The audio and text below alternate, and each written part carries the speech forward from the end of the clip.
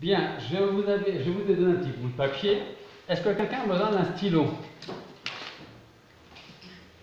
Est-ce que quelqu'un a besoin d'un stylo? Tiens, Laurent, tu as la mission de donner un stylo pour tout le monde. Pour tous ceux qui en ont besoin, en tout cas.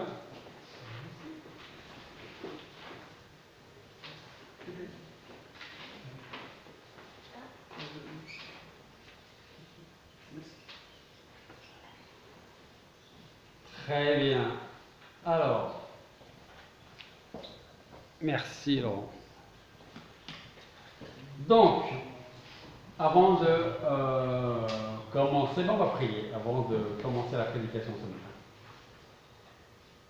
Père Céleste, nous voulons te remercier parce que ce matin encore, tu nous réunis dans ta maison et nous voulons te remercier pour ce privilège d'être ici, Seigneur, et non pas d'être ailleurs. C'est un privilège que de pouvoir être en ta présence, parce que tu nous dis dans ta parole que là où 2 ou 3 sont réunis en ton nom, tu es au milieu d'eux, alors nous savons que tu es là avec nous. Et Seigneur, nous voulons te demander de nous disposer favorablement pour entendre ta voix ce matin, nous parler, et qu'ensemble nous puissions recevoir ta parole et la mettre en pratique chaque jour dans notre vie. Sois avec ceux qui vont écouter ce message à travers Internet, Seigneur, parle dans leur cœur, parle dans leur vie, et change ce qui a besoin d'être changé dans notre cœur, dans notre vie, parce que c'est toi qui connais toutes choses. Et c'est en ton nom que nous te prions. Alors, je vous ai donné un petit bout de papier. Ce n'est pas pour une interrogation écrite. Vous avez vu que sur votre papier, il y a le chiffre 1 et le chiffre 2. Okay. Alors, chacun d'entre vous, je ne veux pas de nom sur les papiers, chacun d'entre vous, en face du petit numéro 1, là je m'adresse aux femmes et après je m'adresse aux hommes. Mesdames, quel est le premier mot, le premier synonyme qui vous vient à l'esprit, celui qui va vous venir à l'esprit quand je vais vous poser la question? C'est ce que vous allez marquer sur le numéro 1, en face du numéro 1. Vous avez compris ce que je veux dire? Okay. Donc, mesdames, et pour les hommes, ce sera exactement la même chose, mais à l'inverse. Donc, mesdames, quand je vous dis les hommes, c'est-à-dire l'opposé de vous, quelle est la première chose qui vous vient à l'esprit? Vous me marquez. Messieurs, la première chose quand je vous dis femme, quelle est la première chose qui vous vient à l'esprit? Marquez-le en face du petit 1. Alors, c'est ou les hommes en général, ou les femmes en général, hein, ok? Donc, mesdames, quand je vous dis les hommes, quel est le premier mot qui vous vient à l'esprit? Messieurs, quand je vous dis femme, quel est le premier mot, premier synonyme, la première chose qui vous vient à l'esprit?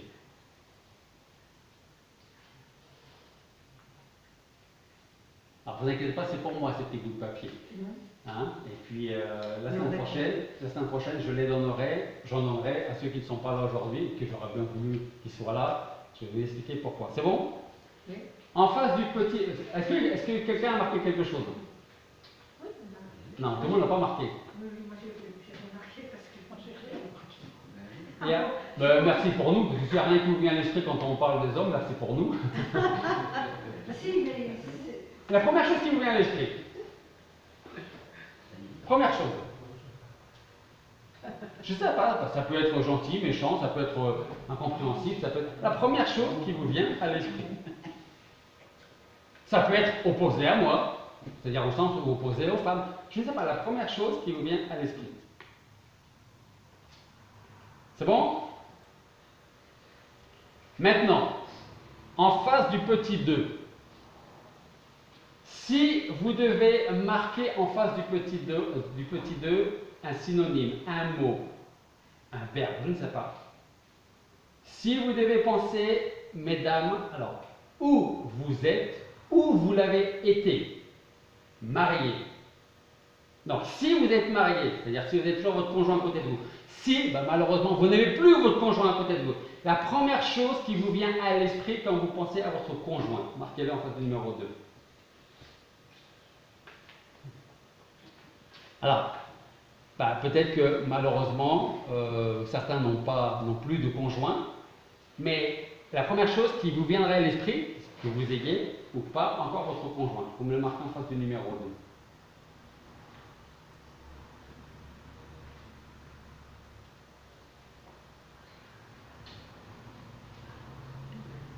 2. La première chose qui vous vient à l'esprit quand vous pensez à votre femme ou à votre mari.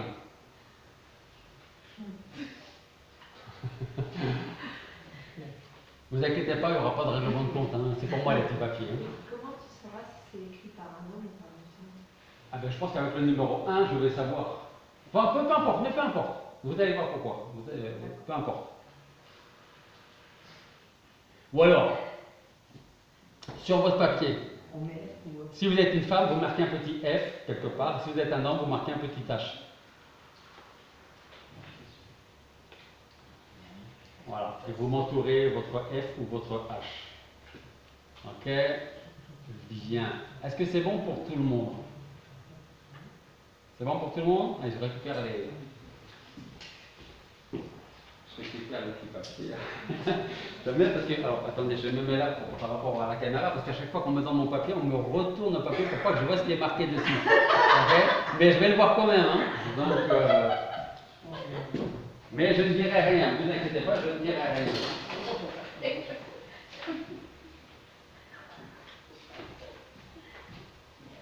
Hop. Hop. Hop, hop. Vous aurez tous 20 sur 1, ne vous inquiétez pas. Merci, madame. Ok, alors. Ça, je garde ça pour moi. Et la semaine prochaine, je vais redonner un petit bout de papier à ceux qui ne sont pas là aujourd'hui. Alors pourquoi je vous ai fait marquer un petit... Hop, merci. Vous êtes certainement en train de vous dire quel est le rapport avec l'évangile de Marc, les hommes, les femmes, tout ça. Et bien ce matin et la semaine prochaine, on va oublier l'évangile de Marc. Oui. Cette semaine et la semaine prochaine, on va voir un autre thème durant 2 semaines. Donc, je voudrais parler d'un thème qui, pour peut-être, vous touchera un peu plus tard dans votre vie. Certains connaissent ce thème pour l'avoir vécu, et d'autres encore connaissent ce thème, le sujet de ce matin, parce que vous le vivez encore aujourd'hui. Ce thème, c'est le mariage, la relation homme-femme. Alors c'est vrai que je voulais profiter du futur mariage de Noémie et Florian pour parler du mariage et de la relation homme-femme. Parce que je pense que si vous dites, bon moi je suis encore trop jeune pour me marier, Dieu voulant, vous allez peut-être vous marier un jour. Okay? Donc c'est toujours mieux de commencer sur de bonnes bases un mariage que de commencer le mariage à l'aventure. Et puis, comme presque 1, quelque chose mariage sur 2 finissent par un divorce. Ok? Donc, nous allons voir ce matin, alors bien sûr, je vais encourager Florian et Noémie et les autres à suivre sur Internet cette première prédication. Et demain, la semaine prochaine, nous verrons la suite. Ok? Donc, je vais, avec bientôt nos 30 ans de mariage, me permettre de vous parler de cette institution créée par Dieu lui-même, tout en réalisant que, bien entendu, il y en a qui ont plus de 30 ans de mariage, ou qui peut-être ont eu plus de 30 ans de mariage, et qui peut-être sont seuls aujourd'hui, parmi nous, parmi ceux qui nous écoutent, et donc, même leur expérience pourrait aussi nous apporter des bénédictions de l'enrichissement, okay? Parce qu'effectivement, ça va bientôt faire 30 ans qu'on est marié, mais on peut toujours apprendre encore de l'autre ou des autres. Okay? En bien ou en mal d'ailleurs. Donc, si vous pensez que ce thème n'est pas encore pour vous, eh bien, comme je le disais, on peut quand même s'y intéresser parce que peut-être qu'un jour vous allez vous marier et il est toujours bien de commencer une vie à 2 avec de bonnes bases. On va donc parler de mariage, de relations, et tous ceux qui sont mariés ou qui l'ont été pourront dire avec moi que le mariage est une institution qui se passe toujours très bien. C'est quelque chose où on n'est pas du tout pris au dépourvu. On comprend toujours son conjoint, surtout nous les hommes. Hein. Nous, on comprend toujours notre conjoint. Et je pense que nos femmes nous comprennent aussi toujours. Tout se passe toujours très bien lors d'un mariage. Si vous êtes d'accord avec moi, levez la main. Ok, parfait. Ça veut dire qu'effectivement, le mariage, l'institution, les relations hommes-femmes peuvent être, et c'est une bonne chose parce que c'est institué par Dieu lui-même. Et quand Dieu crée quelque chose, forcément c'est bien. C'est ce que nous en faisons, nous, qui après peut faire en sorte que la bénédiction devienne un fardeau, une malédiction, ou peut être une bonne chose également. Donc, je vais m'adresser surtout aux hommes, mais bien sûr, ce sera aussi pour les femmes, ok, pour dire que nous savons, nous par exemple, toujours, nous les hommes, nous savons toujours ce que notre femme attend de nous. Nous ne sommes jamais pris au dépourvu, hein, et nous serons capables d'expliquer chacune des réactions de notre femme. Ce que je veux dire par là, c'est qu'en fait, je pense que vous serez d'accord avec moi, messieurs. J'ai ma femme qui sourit. Ma femme ne savait pas que j'allais prêcher sur ce thème, hein, donc elle découvre comme vous. Parfois, je vous pose la question, mais je ne veux pas de réponse, parce que je pense à connaître la réponse. Messieurs, est-ce qu'il vous arrive que votre femme réagisse d'une certaine manière face à une certaine situation et que 1, 2, 3, 4, 5 jours plus tard, une semaine plus tard, un mois plus tard, exactement la même situation et votre femme va réagir complètement de manière différente? Ma femme rigole. En fait, on est plus souvent pris au dépourvu que ce qu'on pourrait penser. Parce que notre femme, à un moment donné, va réagir d'une certaine manière face à une certaine situation, et cette même situation, elle va réagir d'une autre manière. Et c'est là qu'on peut se dire, mais qu'est-ce qui lui arrive? Qu'est-ce qu'elle, je ne comprends pas. Hier, elle était très bien, et puis, alors, quand je vais m'adresser comme ça, ne pensez pas que je suis en train de vous dire ce qui se passe à la maison, hein, mais c'est ce qu'on vit tous, ok? Hier, elle était comme ça, et puis, aujourd'hui, elle est carrément autrement, ok? Alors, on va lire un passage qui va nous mettre dans le thème. Éphésiens chapitre 5, verset 21 jusqu'au verset 33, c'est-à-dire jusqu'à la fin du chapitre. Donc, Éphésiens chapitre 5, verset 21.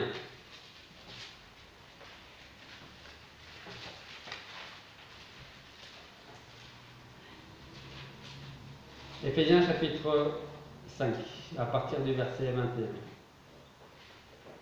Soumettez-vous les uns aux autres dans la crainte de Dieu. Femmes, soyez soumises à vos propres maris, comme au Seigneur, parce que le mari est le chef de la femme, comme aussi le Christ est le chef de l'Église, qui est son corps dont il est le sauveur. Or, de même que l'Église est soumise à Christ, que les femmes le soient aussi à leur propre mari en toutes choses.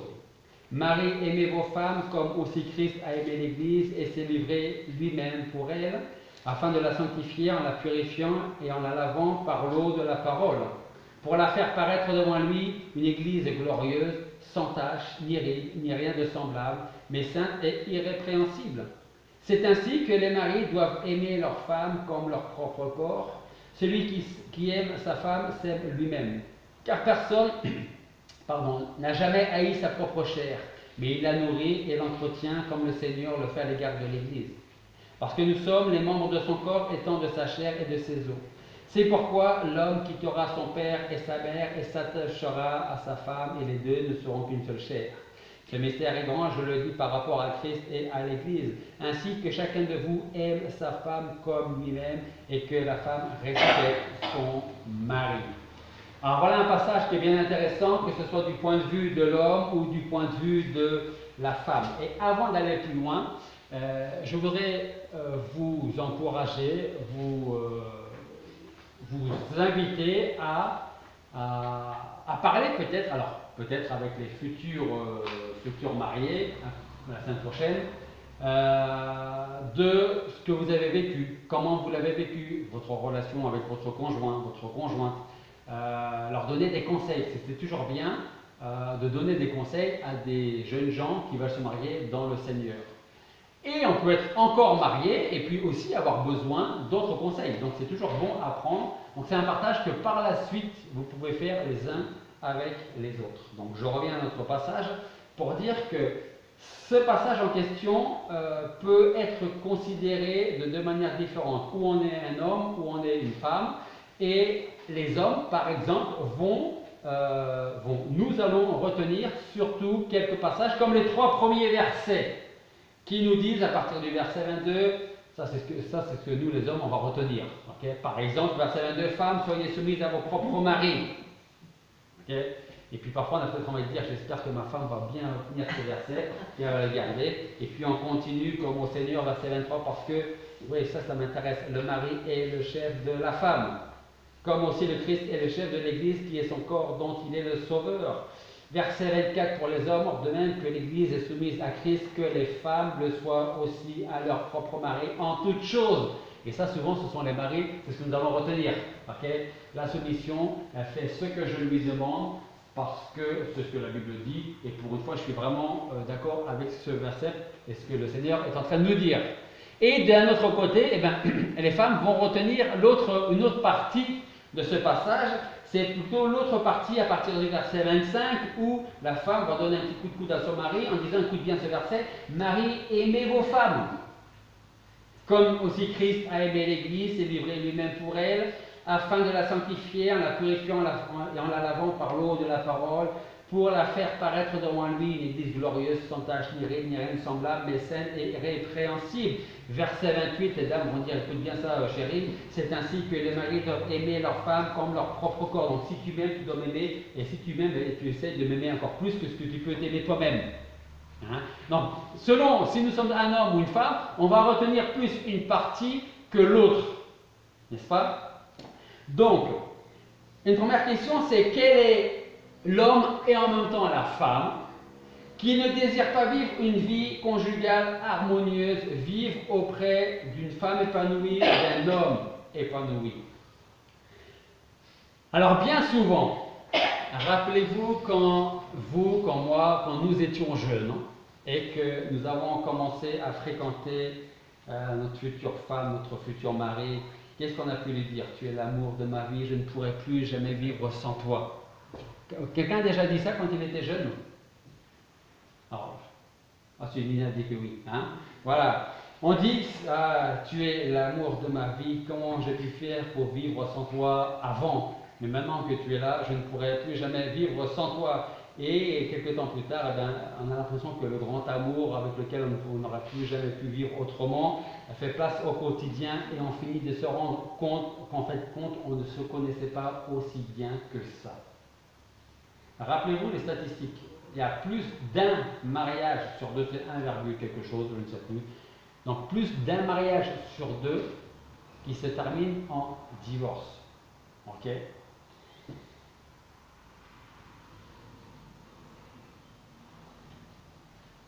Alors, souvent, quand un mariage marche mal, je ne parle pas de divorce, mais quand un mariage ne marche pas très bien, c'est parce que nous n'avons d'un côté ou de l'autre souvent aucune notion sur la façon dont nous devons aimer ou notre femme ou notre mari. Alors, comme je vous l'ai dit, je vais surtout m'adresser aux hommes. Voilà pourquoi les paroles de l'apôtre Paul au verset 25 et au verset 28 sont importantes. Au verset 25, nous lisons « Marie, aimez vos femmes comme aussi Christ a aimé l'Église et s'est livré lui-même pour elle. » Au verset 28, c'est ainsi que les maris doivent aimer leur femme comme leur propre corps. Celui qui aime sa femme s'aime lui-même. Une autre vérité à ne pas négliger est le fait qu'en règle générale, et vous allez voir que c'est quand même vrai, en règle générale, les hommes sont moins désireux d'établir une relation intime. Alors, dans le monde, souvent, on a envie de fréquenter, nous les hommes, une fille, une jeune femme, une femme, comme ça, et puis quand on en a assez, on va voir autre part. Okay? C'est souvent les hommes qui sont moins désireux d'établir une relation intime. Les femmes, souvent, voient déjà le mariage, voient le foyer, voient les enfants, alors que le mari, il est loin de tout ça. Ok? Alors qu'on soit marié ou pas encore marié. Donc, dans cette vérité, c'est que si les hommes sont moins désireux d'établir une relation intime, que ce soit dans le couple, c'est aussi vrai avec Dieu. Et là, je parle du couple même chrétien. Et les statistiques sont là pour nous dire que c'est aussi souvent les femmes qui achètent des livres sur le thème du mariage. Ce sont encore elles qui très souvent sont intéressées par une rencontre et une relation avec Dieu. Et ce n'est pas rare quand c'est la femme qui amène son mari au Seigneur. Et les statistiques sont là pour nous le montrer, qui nous indiquent les mêmes choses. Il y a plus de femmes dans l'Église, toute Église confondue, que d'hommes. Et c'est pour une bonne raison, certainement. Cette raison, c'est que les femmes sont plus désireuses que les hommes d'établir une relation intime et surtout avoir une relation avec Dieu. Quand ça arrive au mari, ça arrive en règle générale plus tard. Alors pensons-y, messieurs, j'ai envie de dire que nos femmes ont été revêtues par Dieu lui-même de la capacité de nous aider à avoir une meilleure relation avec Dieu et avec les autres. Alors, je vais ouvrir et fermer une parenthèse très rapidement. Il y a toujours des cas exceptionnels où c'est le mari qui amène sa femme au Seigneur, ainsi de suite. Mais en règle, moi je parle de la règle générale. Okay, c'est souvent comme ça que ça marche. Après, il y a des exceptions, on est d'accord. Voilà. Dieu savait très bien que nous les hommes, nous aurions besoin d'une aide spéciale. C'est pour cela qu'il dira en Genèse chapitre 2 verset 18, « Il n'est pas bon que l'homme soit seul, je lui ferai une aide semblable à lui. » Le Seigneur dit, « Il n'est pas bon. » Pourtant, ça peut paraître contradictoire parce qu'à chaque fois, dans Genèse chapitre 1 et en partie dans chapitre 2, à chaque fois que Dieu a créé quelque chose, qu'est-ce qu'il a dit? Que c'était bien, que c'était bon. Et là, il semblerait que le Seigneur soit en train de dire « J'ai créé l'homme, mais c'est pas bien. » En fait, ce n'est pas ce qu'il est en train de dire. Il a dit « J'ai créé l'homme et c'est bien. » Ce qui n'est pas bon pour l'homme, c'est le fait qu'il soit seul. Bonjour. Le fait qu'il soit seul. Ça, ce n'est pas bon pour l'homme. On est en train de parler, bienvenue, du mariage, la relation homme et femme. J'espère que vous n'allez pas vous dire, en relation, on ne serait pas vous. Hein. En tout cas, soyez les bienvenus. Voilà. Donc, Dieu attend une chose. Il va créer Adam. Et il va attendre un moment, un certain temps, pendant lequel Adam va vivre tout seul. Et il va attendre pour que le don qu'il va faire à Adam réponde à un besoin bien spécifique. Ce besoin, c'est celui de la solitude. Je lui ferai une aide semblable à lui. Et ce qui est intéressant à retenir, à relever, c'est que Dieu ne corrige pas son œuvre quand il a créé l'homme. Vous savez ce qu'il fait? Il la complète. Dieu n'a pas dit, j'ai créé Adam, mais j'ai fait une boulette, donc il faut que je fasse quelque chose. Non. Dieu a créé Adam, l'homme, et il a dit, c'est bon, c'est bien. Et il a laissé vivre Adam pendant un certain temps pour que Adam, après qu'il ait nommé chaque animal, puisse dire, le lion va avec la lionne, le chien avec la chienne, et ainsi de suite, mais moi, j'ai qui avec moi? Et c'est là que le travail du Seigneur commence à agir dans la vie d'Adam. Et c'est là que le Seigneur dit donc il n'est pas bon que l'homme soit seul, je lui ferai une aide semblable à lui. Donc Dieu ne corrige pas son œuvre, il la complète. Ça fait une grande différence. En plus de cela, ce n'est pas par hasard que Dieu créa Adam avant Ève. Il voulait que Adam soit le chef de la femme. Et bien entendu, en disant que Adam devait être et a été le chef de la femme, et comme on a lu notre passage en Éphésiens chapitre 5, que le mari est le chef de la femme, je ne veux pas dire par là que l'homme doit dominer sur sa femme et que la femme n'a rien à dire. Juste, oui d'accord, je le ferai. Ok? Là, je veux que ce soit bien clair dans votre esprit, mesdames, avec ça, et messieurs aussi. Okay? Au contraire, Ève allait être une aide semblable à Adam. Par contre, j'ai une petite question avant le par contre. Est-ce que l'homme et la femme sont égaux devant Dieu? Ma femme a dit oui.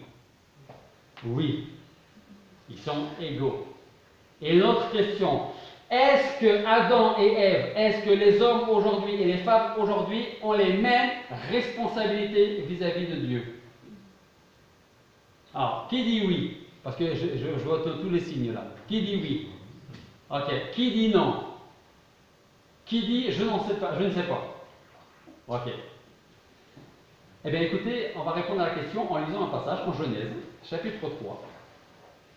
Et on va lire les 13 premiers versets. Genèse chapitre 3, versets 1 à 13.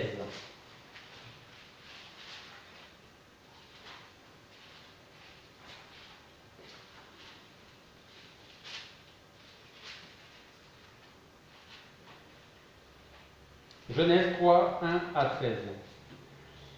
Or le serpent était le plus fin de tous les animaux des champs que l'Éternel Dieu avait fait. Et il dit à la femme, quoi? Dieu aurait dit, vous ne mangerez point de tout arbre du jardin? Et la femme répondit au serpent, nous mangeons du fruit des arbres du jardin, mais quant au fruit de l'arbre qui est au milieu du jardin, Dieu a dit, vous n'en mangerez point, et vous n'y toucherez point, de peur que vous ne mouriez. Alors le serpent dit à la femme, mais vous n'allez pas mourir, mais Dieu sait qu'au jour où vous allez en manger, vos yeux s'ouvriront, vous serez comme des dieux, connaissant le bien et le mal. Et la femme vit que le fruit de l'arbre était bon à manger, qu'il était agréable à la vue, et que l'arbre était désirable pour devenir intelligent. Et elle prit de son fruit et en mangea, et en donna aussi à son mari auprès d'elle, et il en mangea.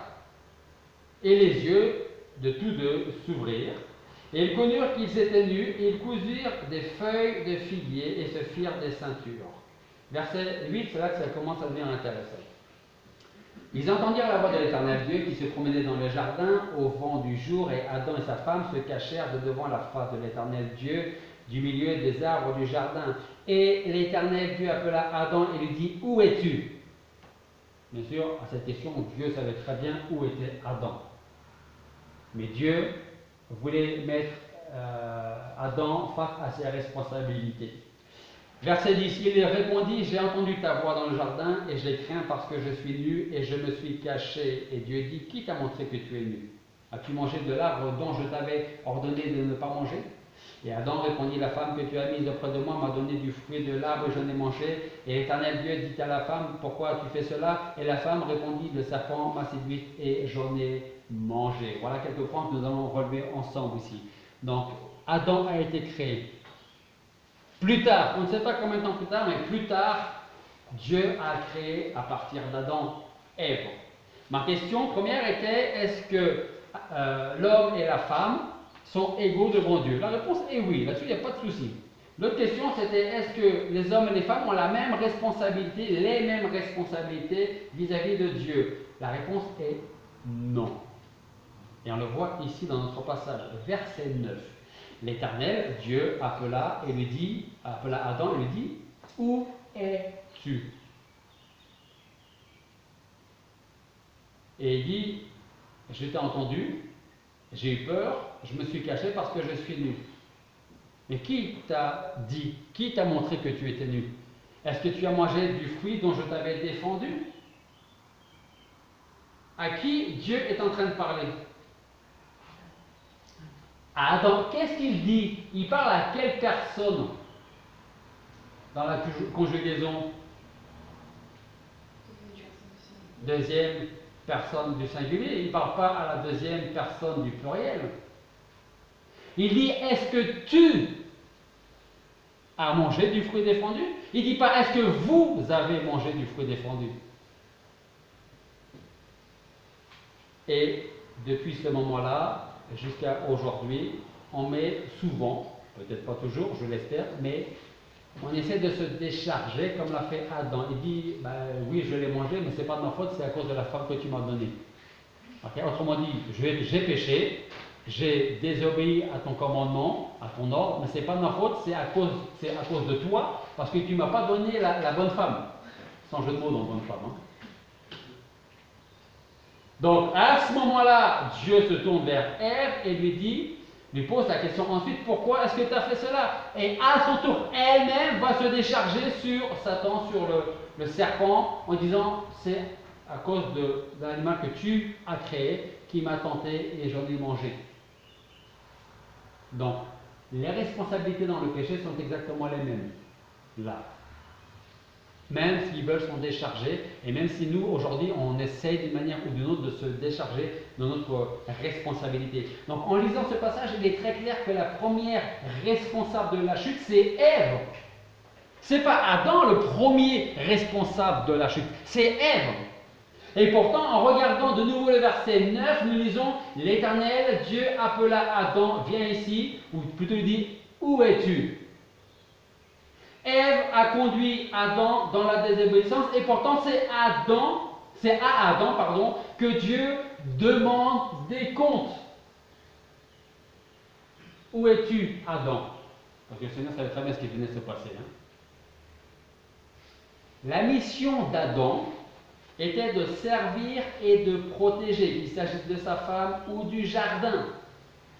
Alors, je reviens à notre passage que nous avons lu en Éphésiens chapitre 5, versets 21 à 23, où nous, ce qui nous intéresse, nous les hommes, c'est de lire les premiers versets dans lesquels nous lisons verset 22, femmes, soyez soumises, Éphésiens chapitre 5, verset 22, femmes, soyez soumises à vos propres maris. Ça, nous les hommes, on aime bien retenir ça et on espère surtout que notre femme à côté va entendre et retenir ce commandement de Dieu. Et on retient le verset 23, nous les hommes, parce que le mari est le chef de la femme. Au verset 24, l'Église est soumise à Christ, que les femmes le soient aussi à leur propre mari en toutes choses. Donc, si nous sommes prêts à prendre la responsabilité ou le rôle de chef de foyer, qu'on ait des enfants ou pas, si nous sommes prêts à prendre le rôle de chef de foyer, prenons aussi les responsabilités qui vont avec. C'est-à-dire qu'un jour, les maris, et si Dieu vous donne des enfants en tant que père, vous aurez plus de comptes à rendre à Dieu pour votre propre vie, celle de votre femme, de votre famille, que votre propre femme elle-même. Alors nous voulons, peut-être, parce que c'est ce que Dieu nous demande, d'être le chef de la famille, chef du foyer. N'oublions pas les responsabilités qui vont avec. Et c'est pour cela que le Seigneur dit, il n'est pas bon que l'homme soit seul, je vais lui faire une aide semblable à lui. Et cette aide semblable, mesdames, c'est vous qui allez nous aider à ce que nous n'ayons pas peur de rendre des comptes un jour prochain au Seigneur, parce que vous allez nous aider d'une manière ou d'une autre, ça tout dépend des femmes, pour que nous puissions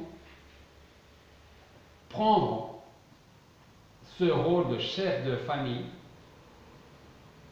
de tout cœur et que ce soit plus facile pour nous d'assumer ce rôle de chef de famille, de responsable de famille et peut-être aussi responsable de nos propres enfants. Donc, si nous voulons donc prendre la place de chef, n'oublions pas que nous aurons aussi des comptes à rendre pour le reste de la famille. Alors, soyons donc conscients des efforts de plus en plus intenses que le diable fait pour détruire le couple chrétien. Il a commencé avec Adam et Ève, il ne va pas s'arrêter. Hein. Il ne va pas s'arrêter. Plus de un couple sur deux, leur mariage, ça part dans tous les sens et ça finit en divorce. 1, quelque chose de mariage sur 2. C'est plus de la moitié, c'est énorme quand même. C'est énorme. Donc si Satan a commencé ça il y a 6000 ans, vous ne croyez pas qu'il va s'arrêter parce qu'il est fatigué de le faire. Malheureusement, on continue à voir, peut-être que vous connaissez des gens qui, pour des raisons ou pour des autres, ont divorcé, que ce soit dans l'église, que ce soit des gens qui ne sont pas chrétiens. Rappelez-vous, au début, tout commence dans l'euphorie. Tu es l'amour de ma vie. Je ne pourrai jamais vivre sans toi. Et puis en fin de compte, on commence sans avoir les bases chrétiennes. Parce que ces bases qui sont ici sont pour les chrétiens comme les non-chrétiens d'ailleurs. Si les non-chrétiens qui veulent vivre un mariage heureux pouvaient lire cet enseignement sur nos responsabilités, je pense sincèrement qu'il y aurait beaucoup moins de divorces dans le monde. Donc, soyons conscients des efforts toujours plus intenses que le diable fait pour détruire les couples chrétiens. Il l'a fait dans le jardin d'Éden et il veut continuer à le faire aujourd'hui. Alors si nous n'ignorons pas ses desseins, comme le dit l'apôtre Paul en 2 Corinthiens 2:11, nous serons plus en garde contre ces manœuvres. Et je veux vous rappeler une vérité importante. Alors, vous savez ce qu'on va faire? On va même relire Éphésiens chapitre 5. On va retourner dans le passage en Éphésiens chapitre 5.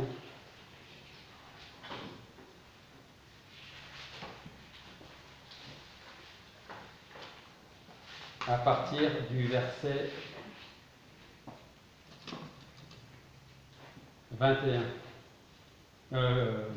Oui, verset 21, pardon. Soumettez-vous les uns aux autres dans la crainte de Dieu. Femmes, soyez soumises à vos propres maris comme au Seigneur, parce que le mari est le chef de la femme, comme aussi le Christ est le chef de l'Église, qui est son corps, dont il est le sauveur. Or, de même que l'Église est soumise à Christ, que les femmes le soient aussi à leur propre mari en toutes choses.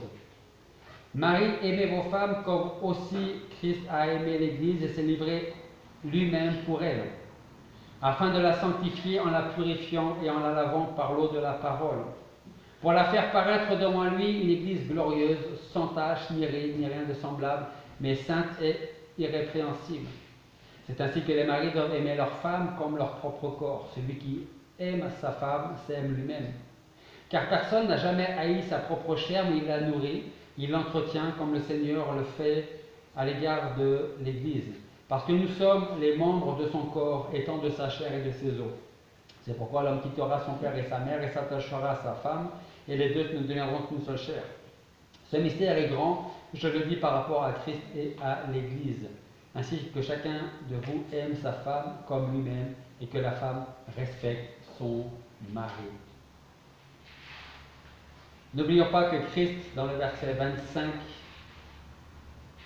a aimé l'Église au point de se livrer lui-même pour elle. Ça veut dire que nous, en tant que mari, en tant que chef du foyer, chef du foyer, nous devons être prêts à donner notre vie pour notre femme, pour notre famille, pour nos enfants. En tout cas pour notre femme. Verset 26, afin de la sanctifier en la purifiant et en la lavant par l'eau de la parole. On va prendre soin de notre femme. Pour la faire paraître, verset 27, devant lui, une église glorieuse, sans tache, ni ride, ni rien de semblable, mais sainte et irrépréhensible. Et une de mes premières questions, c'était quel est l'homme ou la femme qui ne désire pas vivre une vie harmonieuse dans son couple, dans la famille? En principe, quand on se marie, on ne se dit pas, allez, on va se marier, puis dans 2 ans, on divorce. Ou ça, on ne se marie pas du tout. Dans l'idée de mariage, on ne pense même pas, en principe, à l'idée d'un futur divorce. Verset 29. Car personne n'a jamais haï sa propre chair, mais il la nourrit et il l'entretient comme le Seigneur le fait à l'égard de l'Église. Nous les hommes, nous devons prendre nos responsabilités, et tant que le Seigneur nous donne la santé, c'est à nous en premier lieu. Je dis bien en premier lieu, il peut y en avoir un deuxième, mais en premier lieu, c'est à nous d'aller travailler pour subvenir aux besoins de notre famille, de notre femme, de nos enfants. Après, il est malheureusement, j'ai envie de dire, très probable que notre femme aussi soit dans l'obligation d'aller travailler. Mais le premier à devoir aller travailler, s'il fallait qu'il y en ait un des deux, c'est le mari, et non pas la femme.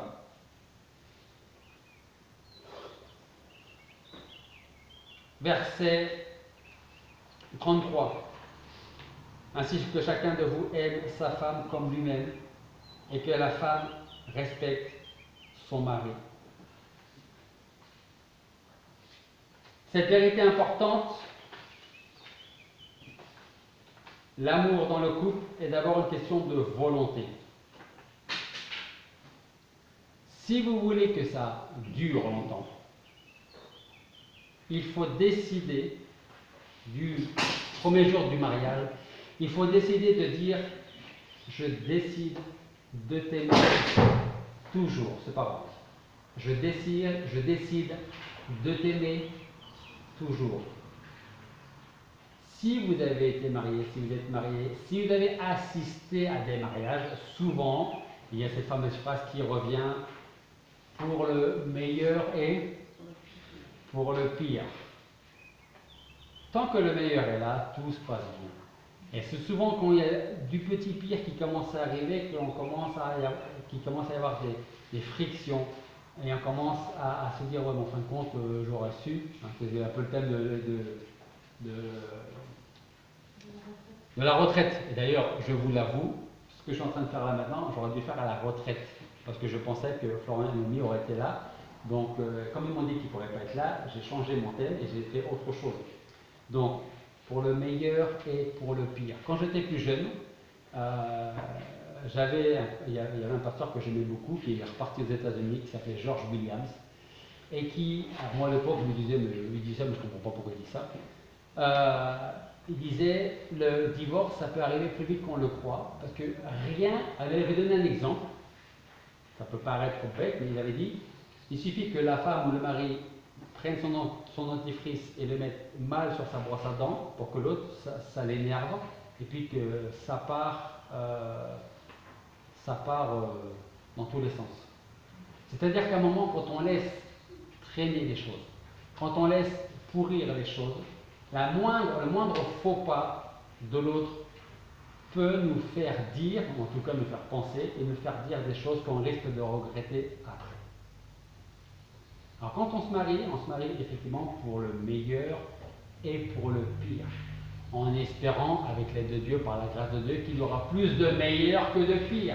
Mais le pire, ce n'est pas forcément le conjoint qui l'apporte, ça peut être la maladie, ça peut être les enfants, ça peut être nos propres parents qui s'insinuent, qui arrivent dans notre famille, dans notre couple, et puis qui essaient d'une manière ou d'une autre de semer la zizanie. Ça existe aussi dans le monde chrétien, malheureusement.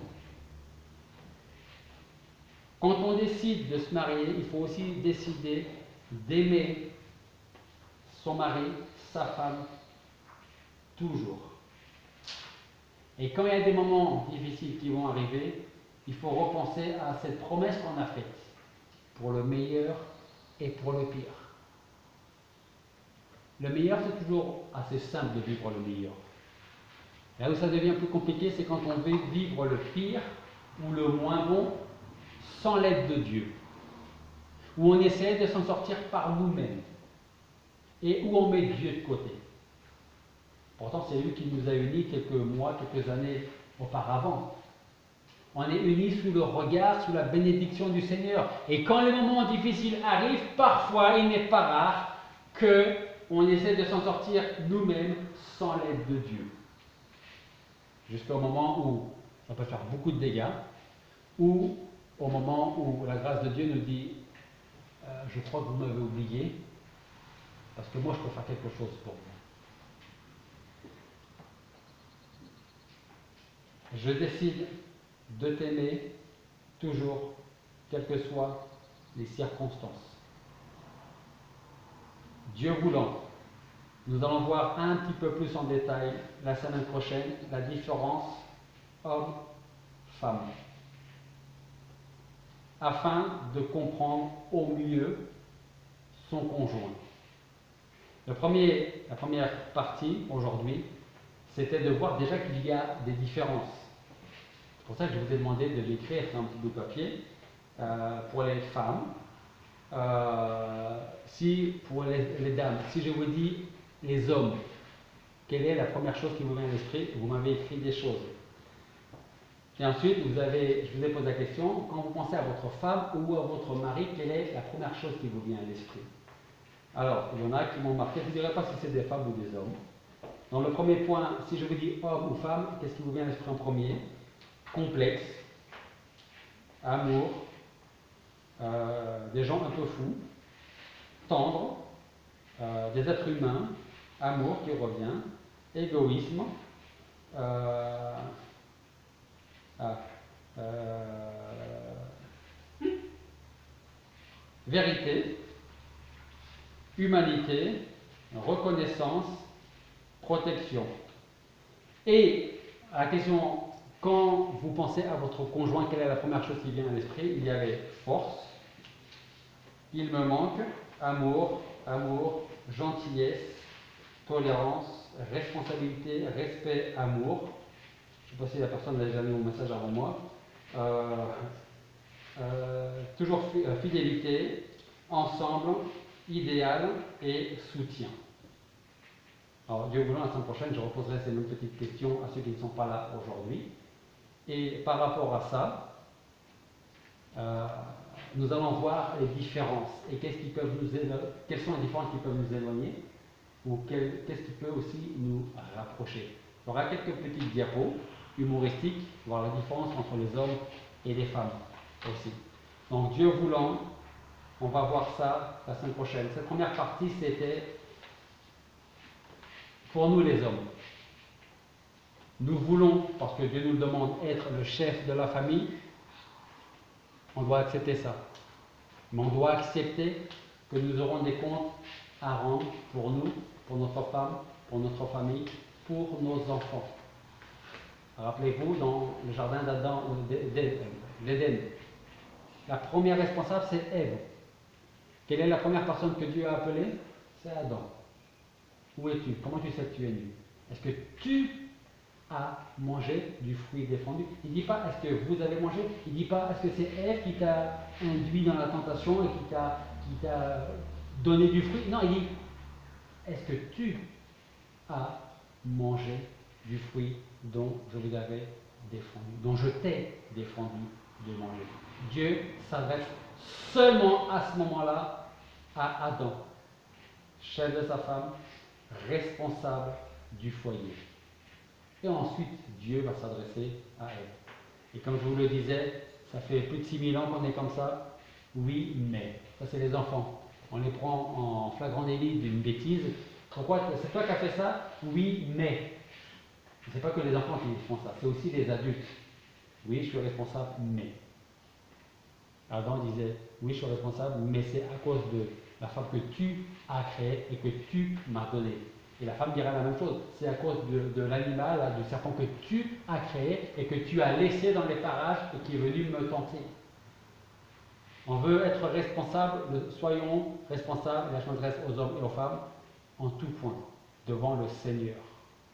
Nous sommes responsables devant lui de nos actes, de nos choix, de notre vie.